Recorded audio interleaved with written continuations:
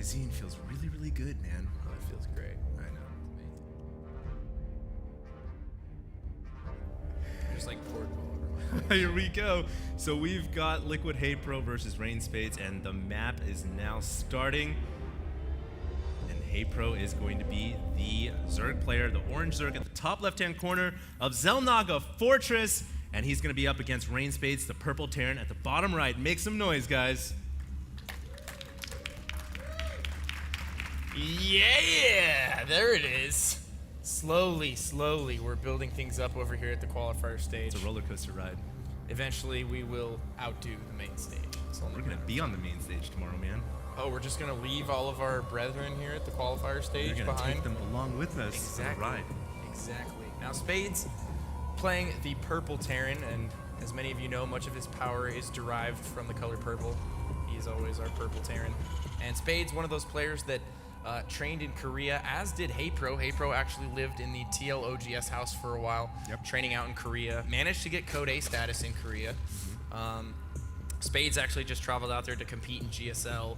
Was a short-lived trip, came back, and he's actually going to be moving out local to us pretty soon here. I think they're going to be living in San Leandro at the Rain House, supported by IGN. That is literally 1 or 2 blocks away from my house, man. There you Whenever I want to practice with Rain, I'm just going to like walk across and walk into their house and get some pro tips.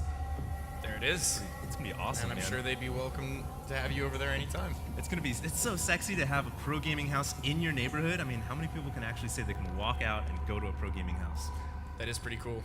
I think the only other people who could do that are people who live in Arizona, because those are the only 2 pro gaming houses we have in North America. Or if you live in South Korea. Or South Korea. They're all over the place. But I think it's only a matter of time before we continue to see more and more pro gaming houses pop up, because really that's the only way that you can compete in today's day and age.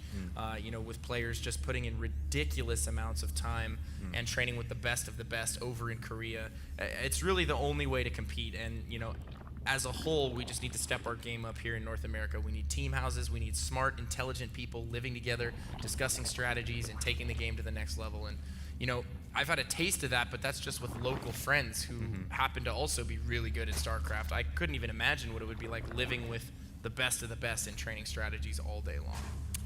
Well, let's see what happens this game. Both of these players obviously coming from a background where they have a lot of experience in their pro gaming houses. Is there a hole in Spades' wall?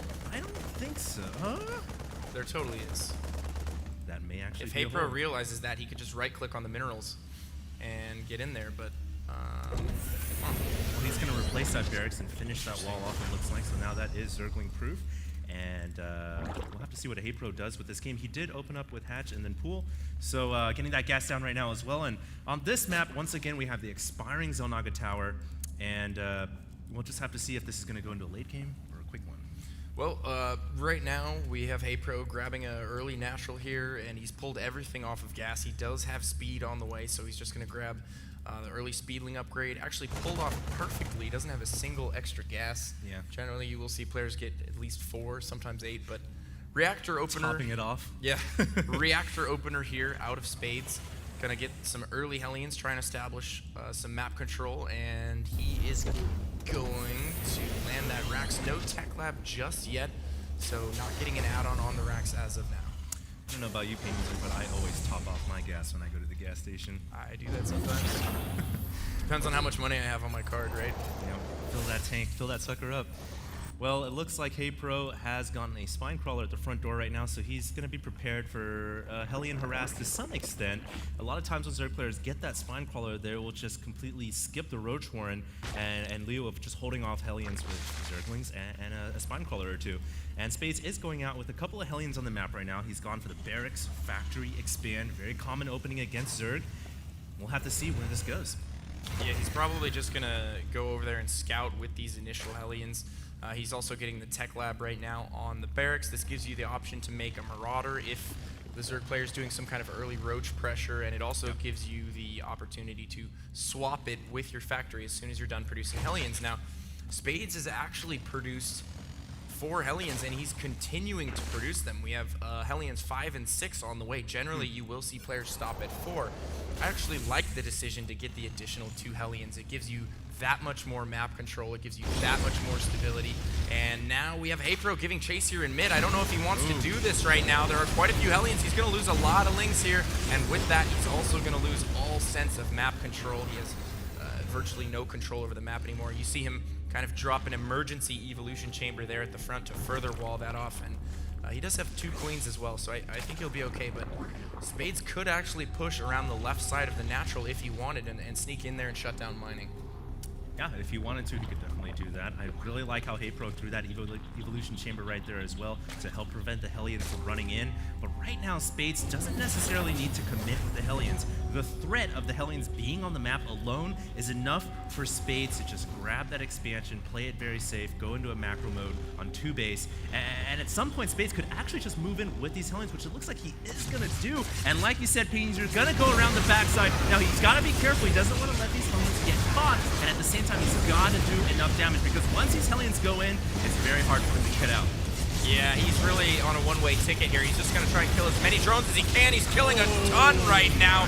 HayprO losing virtually every drone at his natural. He only managed to get out of that with 4 remaining drones. Oh, man, but still, Spades only managing to bring it to a 30-29 Harvester deficit for HayprO. So HayprO had been droning up real hard there, and he has the macro hatch, and he's going really light on gas right now. I think he's going to be able to re-macro, get those drones back, and it's not as big of a loss as you would think in normal situations. Yeah, and you have to also remember, Spades lost a lot of Hellions with that attack. Now, a couple of Lings coming in here, and of course the thing here is with Spades attacking with all of his Hellions and losing them, he has no units on the ground. And with that, HayprO capitalizes, runs by the lowered supply depot, gets inside the mineral line, and it looks like he may get a couple of SCV kills, maybe 1 or 2. But the thing is, even though he doesn't kill that many SCVs, he can still just provide a lot of fear inside of Spades' base, and Spades has to deal with this and scramble units back into his main. Yeah, Spades dealing with this could cause him to fall short in other areas of the game. He might not be focusing on his macro as much. He's got to obviously get these Lings out of his base. Going to lose a few more SCVs here. Very well done right there by HayprO, just being as annoying as possible with those Zerglings. Once you get inside the Terran main, that's really all you can do, is just be as annoying as possible. And he managed to keep them alive for a short while there.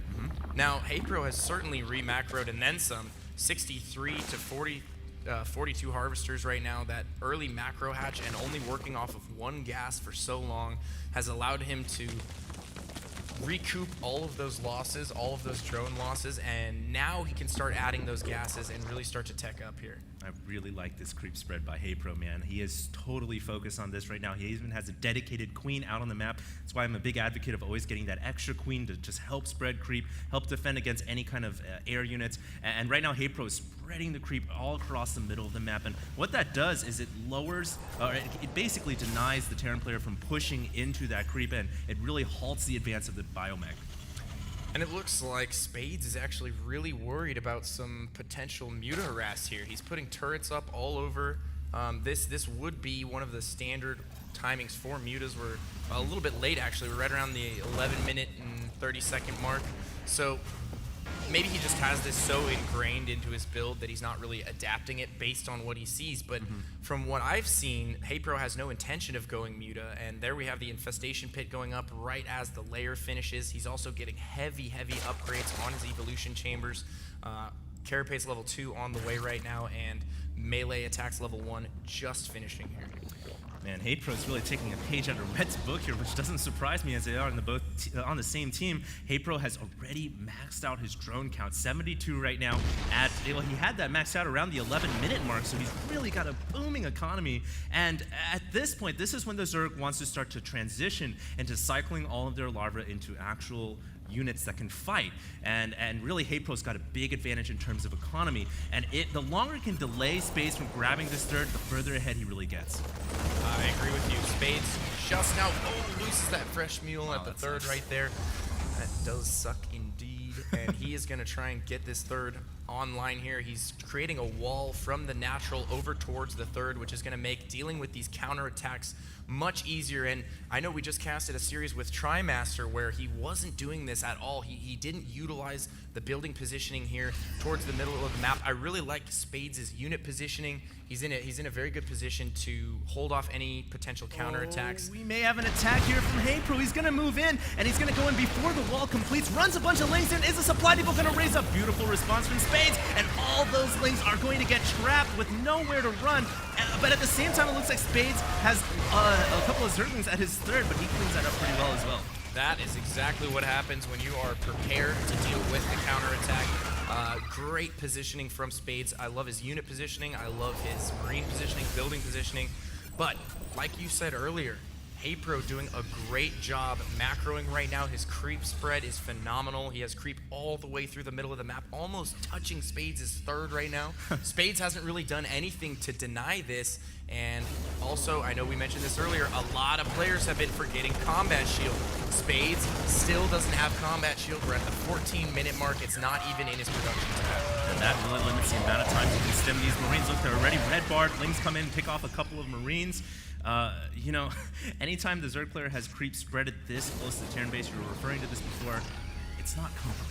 No, it's not comfortable It's a at all. free highway access for the Zerg to just flood units in, attack the third at will, and if the Terran ever decides to push out, he's got to slowly and methodically scan the creep, pick it off tumor by tumor, unless they want to do some kind of a suicide run across the purple stuff. Yeah, and also, you know, Lings and Banelings with speed just so much more effective when they're on creep. Yep. It's like they have ice skates on, man. They just slide right into your army and detonate much faster than you would normally expect, and that's why we see a lot of Terran players unwilling to push. Oh, and that drop is going to get cleaned up very, very nicely by HayprO right there. Does no damage, but that's why we see a lot of Terran players, especially good Terran players, very hesitant to push beyond the creep. It's almost like that point at which you're forced to stop your push and then slowly commit from there and just pick off tumors as you move along. And for a Zerg player, man, I can say it's like the buffer zone. It's our little comfort zone, and it gives us more time to react when that dreaded Terran Gives you fireball scouting starts to move information out. as well. Now, the one thing, though, that really looks kind of bad for HayprO is if we look at that supply tab, Spades is pulled way ahead. He's at 185 over 138, and I'm not sure why HayprO's army isn't quite there, man. He's got a lot of lings on the field. He's going into Hive Tech right now with Adrenal Glands, 3-3, Ultralisk Cavern as well, but it seems like his supply is so much further behind than Spades. His supply really has dwindled so much. I mean, he was ahead going into the mid-game there, and Yeah. I'm actually glad you just pointed that out to me because he's fallen way behind in this game, and I don't know whether he's been missing his larva injects. Look how many 4,000 minerals saved up. and look how many larvae he has waiting at his base. I think he's just waiting and waiting and waiting and waiting with bated breath for that ultra transition. But I mean, He doesn't have enough gas to even do that, man. he really doesn't. He has enough gas to get out a few ultras, but the push from Spades is coming at the perfect time. This couldn't be any worse. And a scan goes down right on top of those infestors with full energy. They all get taken out. Oh my goodness, that is not what HayprO wanted to happen. And HayprO right here, going into a backup contingency plan, is going to go for a Nidus Worm. I guess he doesn't want to deal with that push outright, and he just wants to try to circumvent that by going right into the Terran main.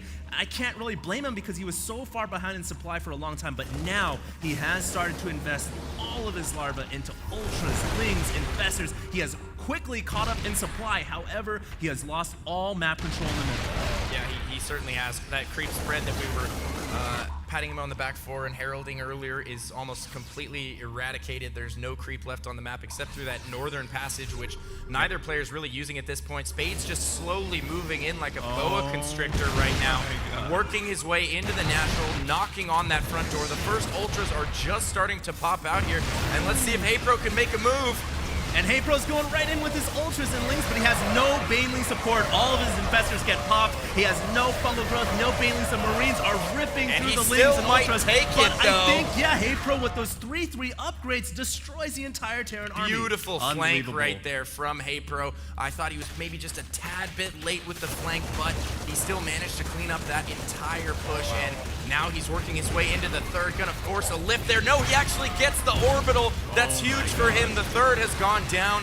Spades forgets to lift off his third. That's a huge mistake on his part. And wow, these three upgraded Lings and Ultras are just ripping their way through the natural right now. HayprO with a tremendous comeback in this game. And unfortunately, these Marines don't really share the same upgrade advantages that the Zerg does. Those Marines are completely armorless, so these Lings and Ultras are just tearing through everything. It looks like they're still going unopposed, and Spades has to GG.